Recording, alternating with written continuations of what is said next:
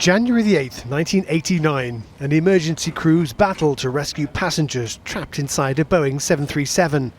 The plane was attempting an emergency landing at East Midlands Airport when it crashed into an embankment on the M1. When I got there, looking up, the plane was up the embankment, its tail was hanging in the trees, wavering in the trees. Among those first on the scene was Barry Brigham, a volunteer with the Royal National Lifeboat Association, who was travelling up the motorway at the time. He recalls helping a fireman drag one of the injured from the wreckage. We pulled him up through the trees and onto the wing. And as we're going up, we're getting absolutely soaked. And I says to Rob, I said, where the hell's all this bloody water coming from? He said, it's not water, you silly. He said, it's aviation fuel.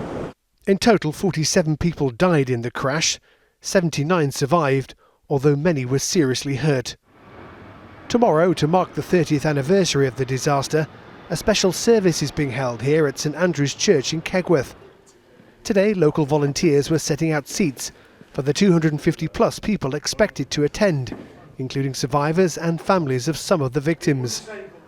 As well as honouring the dead, it's also a chance to remember how the local community pulled together in the face of tragedy.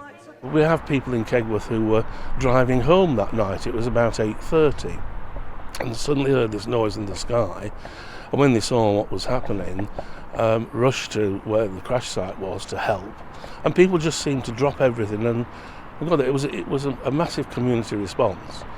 Tomorrow we are trying to make sure that we have a community feel about the whole event. After the service, wreaths and flowers will also be laid at the Kegworth Air Crash Memorial in the village's cemetery. A moment to reflect on the lives lost on one terrible winter's night. Phil Brewster, ITV News, Kegworth.